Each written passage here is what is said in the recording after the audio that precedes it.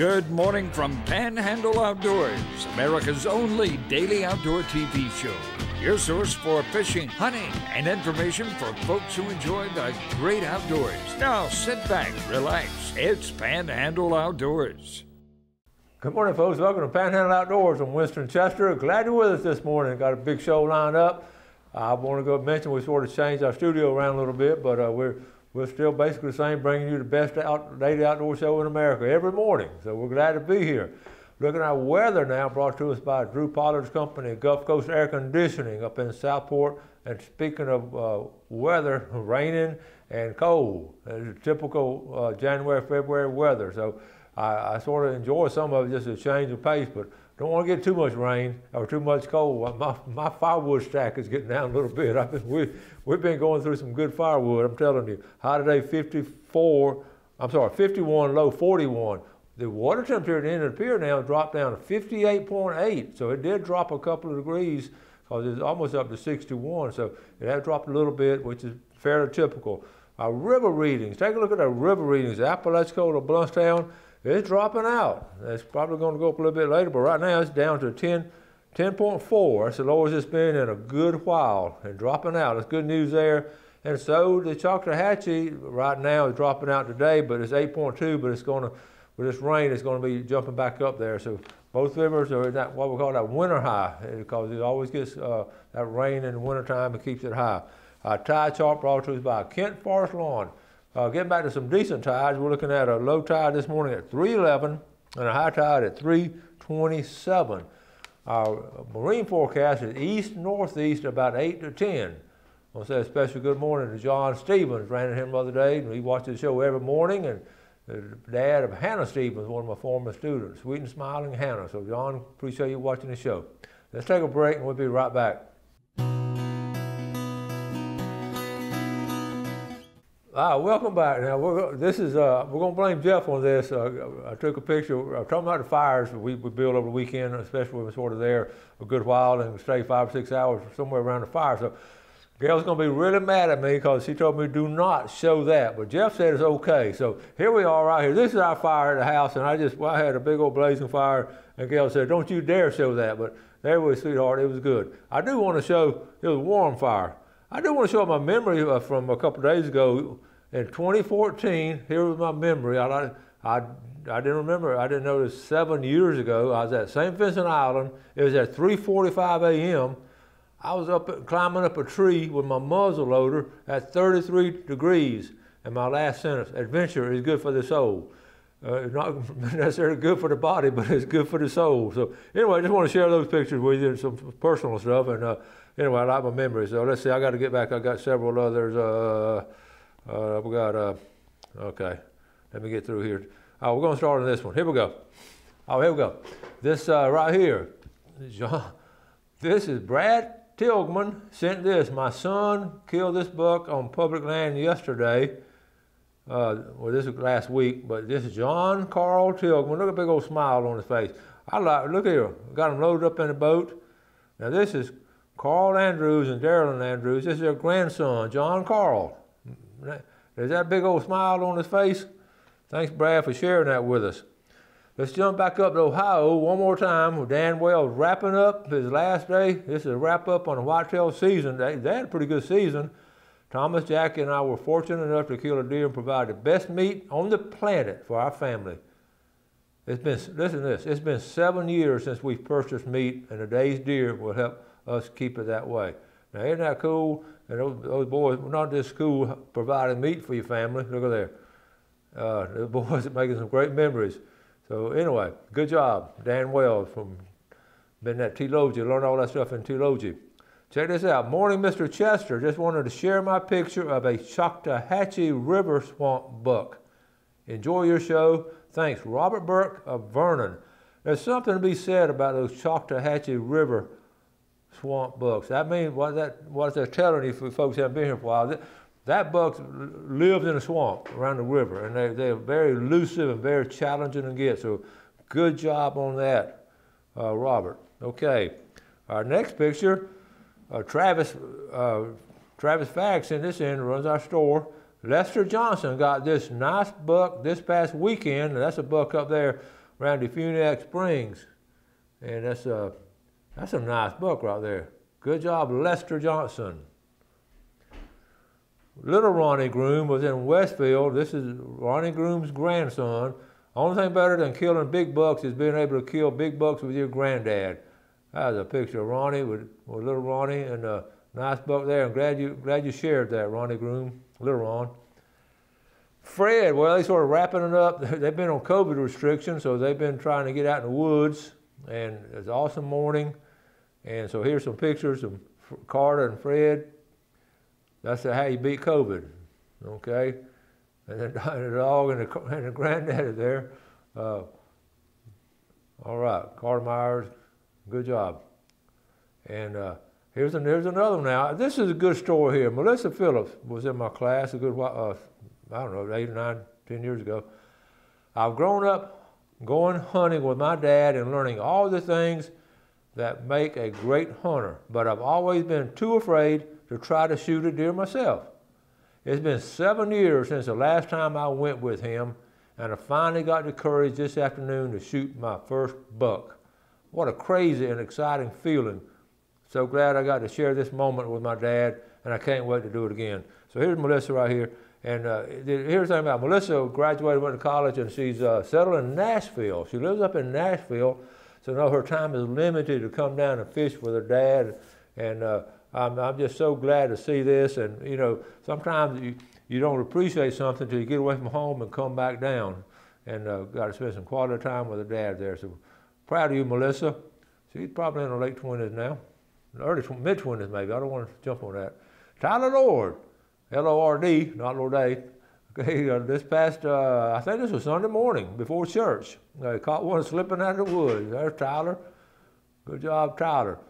Tyler married and got, what, 3 or 4 kids now? So you need that deer meat, don't you, Tyler? Good job. Okay, I left out, this is Dan's wife. I left this out of the picture earlier. I didn't want her to be mad at me. So here she is right there. Hey, Coach, just wanted to share this from tonight. Okay, now, this comes from Greg Barron. Okay, this is son Brady, who was 10 years old. He tagged his first archery buck this evening. He shoots a Diamond 320 with 85 grain broadhead, smoked him and recovered within 40 yards. Folks, for a 10-year-old kid to shoot a buck with a bow is just almost amazing. I got to see him at church Sunday morning. I got him to tell me the story. He was all excited about it, so we told him he's going to be on Panhandle Outdoors. Brady Barron, 10 years old. Good job. Okay, let's take a, okay, we got more pictures, but we need to let's go and take a break now, and we'll be right back.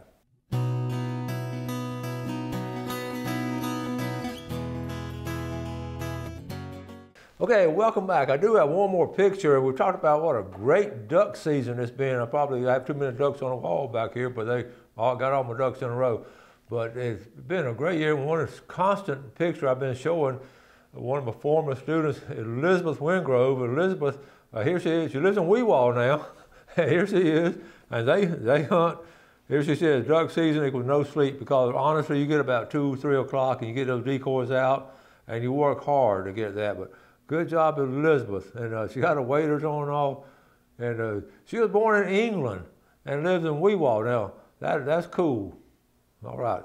Now, I do want to, okay, now, the other day I was talking about how important it was the outdoor education program. Would love to get it in all the school systems we can. I started showing some of the things we did. I didn't get to finish because we ran out of time. So I want to go ahead, I want to mention that again, because I do want you to be aware of it for the school systems to put in. And this is just this is what I give to the folks who want to put it in. On the left side here is the class content. I just want to go through it. The safe boating license, you get that. You learn fly fishing. I'm on the left column now. Y'all pay attention. Got knots, cast netting, orienteering is always fun. Hiking, just show them how to hike, and talking about Appalachian Trail and the Florida Trail. Actually setting up camp, or they're on camping, actually setting up camps, setting up the tents and all. Actually do that on the back 40 behind the schools. Put tracks on the ground, let them go to different stations, identify the tracks. Of course, just bait casting and spin casting, and we put hula hoops on the field, let them land in there. We definitely talk about outdoor first aid, about how to stop the bleeding, and how important it is, first aid is. And I have some examples for them. Also, back up there on the boating, I mentioned that to do all the boating accidents they've had. Outdoor destination vacation. I will tell the students to plan an outdoor vacation. No, don't worry about the cost. No limit on it. Some of them, of course, go all kind of places. A lot of them, though, just went out west or up north to shoot a buck or catch a big fish. And a lot of them went to Alaska. Outdoor careers, and we're going to talk more about that later. That's critical right there to the class. Outdoor cooking, we're actually cooking outdoors. Environmental issues or local issues about keeping everything clean and state. And we would do different things around the school, cleaning up. Outdoor communications, TV shows and podcasts and blogs. We'd have to do the class cookouts, hot dogs, venison, fish fry. All this can be done at any school. Guest speakers, FWC, the biologists, the local historians, and different people talk about outdoor heritage. Activities on the far right, archery, cornhole, horseshoes, frisbee golf, and just all kind of neat stuff. And okay, top right-hand corner, I'd always talk about the important thing of doing a community, like something to help as a class. We plant COs, plant trees, and then do something around school. We built tables, benches, and plant, different things like that. And also make an individual project with your hand. That was always something so exciting that they really got to do, and it really was fun. Field trips. Everybody loves field trips. We go pier fishing. At times we took them to St. Vincent Island. So also wildlife photography. I didn't mention that. Wildlife photography. So all these are, anyway, and I always put my number on it if you want to call and talk about it. And I'm tied in. I've taught it for a long time. I'm still very, very passionate about getting it into all the school systems. The Panhandle is the ideal place. I'm going to talk about this later. This brochure from Auburn University. It says Wildlife Enterprise Management. They actually have a degrees. They're doing that now. Exciting thing going on at Auburn University, and we're going to talk about that later. But I just wanted to share that with you. A lot of careers can be made out of outdoor activities. But I just wanted to share some of those things with you because I know. Do not let the administrators or other folks tell you they can't do it, because they can. I can promise you it can be done. It's done. We've talked about the places it's been done. The one thing you got to have is someone on the faculty or staff that loves outdoors and loves sharing it with outdoors. And most faculties have those kind of people, male and female both. Okay, now this is interesting. I appreciate all the emails, whether I agree with them or not. I appreciate it. This is interesting. I'm going to share this with you now, okay? Here we go. This one, the video I had the other day, dog chasing deer. Hello, Winston. I have to kindly disagree that you call dog chasing a deer out of the woods to be shot hunting. I grew up in Colorado and Kansas. I lost it. I grew up in Colorado and Kansas and never heard of dogs used to hunt deer. Okay? We only use dogs for birds. I call this sitting in the truck drinking coffee until a deer runs out. Then it is called moving target shooting. As for the young man pooped after dragging a deer, I'm sure you have to pack a deer or elk out of the woods or mountains. That's work. I watch your show all the time and enjoy it very much. I just had to weigh in on this episode. Thank you for all you and your team does. Okay, so you kind of disagree with me, and I kind of disagree with you, because let me show you. I know where you're coming from. I understand where you're coming from. He probably summed it up in the whole letter by saying you're not from around here and you don't have a deep appreciation of it. And what this is just this is part of the heritage of this area, and the things that deer hunters that hunt dogs. A couple things they have, and I can speak from both sides. I do all of it. Okay, so I understand where everybody's coming from. And, everybody don't like you to catch fish because fish feel pain and all that. But what I want to share with you, dog hunters have this one thing they have all in common. They have this love for their dogs. The dogs and the hunter are just like this, as most people, with the dogs have that close. And the dog wants nothing more. The biggest thing they can do, the most enjoyable thing to do is get out of the woods and start chasing a deer. So what has happened over the years, we have I'm gonna show you some things too later. I wrote down some things too. You're talking about sitting on drinking a cup of coffee. A little bit of that goes on, but some of the most fun times I've ever had in the woods is after a big chase. After a big chase, and you don't get them or something, that you get the dogs up, you sit on the tailgate and you share. Everybody sits on the tailgate and share their stories about how you should, Did you hear them over here? And you can pick out the dogs by the bark, and there's a thrill in it. Now, some other things wrote down, they just have that bond.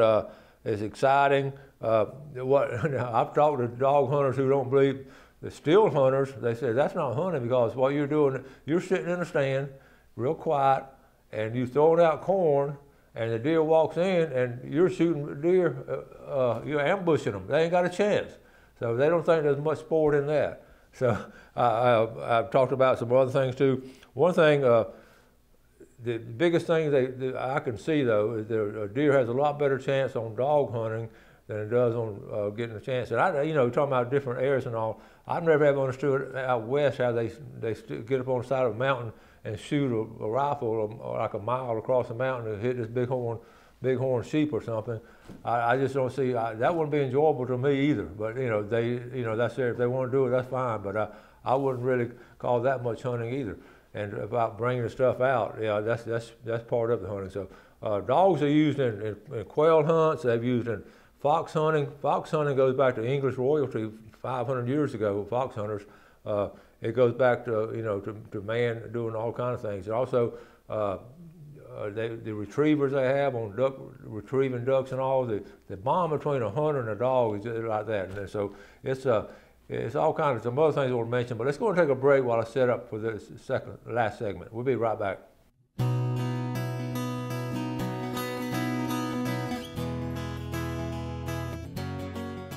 Okay, welcome back. Let me finish up on the previous segment now. I'm going to give you a diagram here, okay? Here we go. Oops. All right, here. Now, I talked to Billy Grantham. Billy works at the Appalachia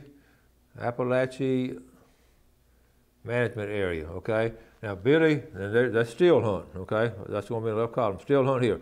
Billy says so far, and they have about 7,280 acres, give or take, okay? He said they have harvested 90 deer so far this year, okay? What we call that little rubber duck hunting club. Y'all excuse my writing. They're hunting with dogs. Okay, now they have I know for a fact it's 15,300 acres, and that buck they took on that video, that was buck number 24.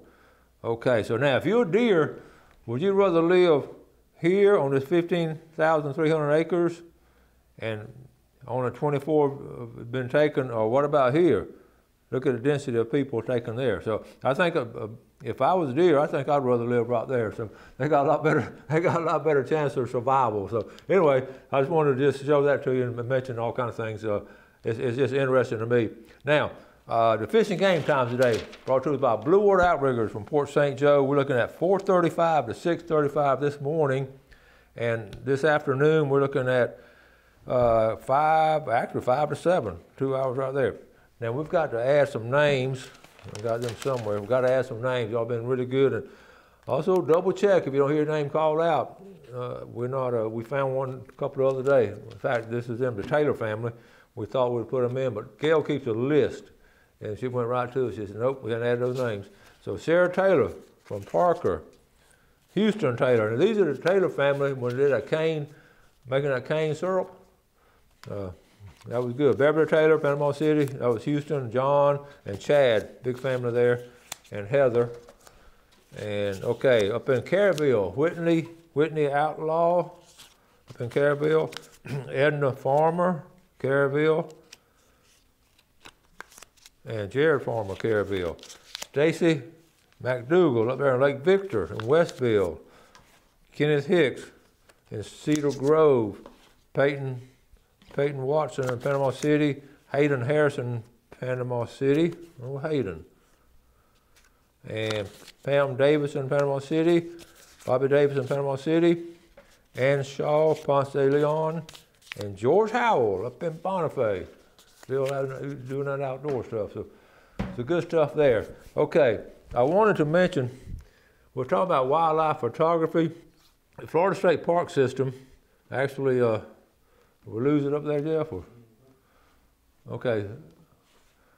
Well, anyway, we've lost our connection, so we'll be flexible. Florida State, okay, we got it there. Florida State Park System is actually doing wildlife photography, they call it outdoor photography, and there's a contest doing it. And I'm going to show you, let's see, I might not get time to get it up. And by the way, the director of the Florida State Park System retired, and then Chuck Hatcher from Jackson County is the acting director of the whole Florida State Park System. So congratulations on that. And a Jackson County boy. Okay, now what they're doing, if you want to take, here's the contest right here. And anybody can take the pictures. It's the Florida State Parks Photo Contest. The grand prize valued at $1,000. And then it goes on to show, it just shows some of the photographs being sent in. And here's some of them here. That was different ones you sent in, okay? Florida State Park System. Look at the alligator. That's cool, isn't it? And I like that little boardwalk. So you see different ways to do it. And the prizes, different prizes. First place, you can see the prizes. You can go online and look for different ways to do this. And I looked up frequently asked questions, and about anyone can enter. They just started about a week ago, and it goes. There's the categories: explore nature, points of view, parks in motion, explore trails, and it goes to March the 10th. That's what I want to show to you. March the 10th, 2022, and each entrant can submit 5 photos.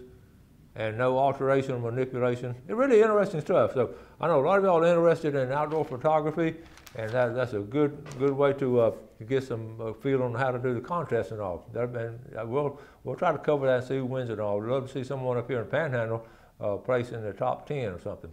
Okay, we covered a lot today. We've got some good stuff coming on tomorrow, some guests coming up next couple of days, and then we'll be giving some stuff away.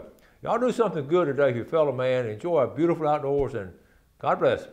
Thanks for watching America's only daily outdoor TV show, Panhandle Outdoors with Winston Chester, featuring hunting, fishing, and other activities and information to help you enjoy the great outdoors. Join us next time for Panhandle Outdoors.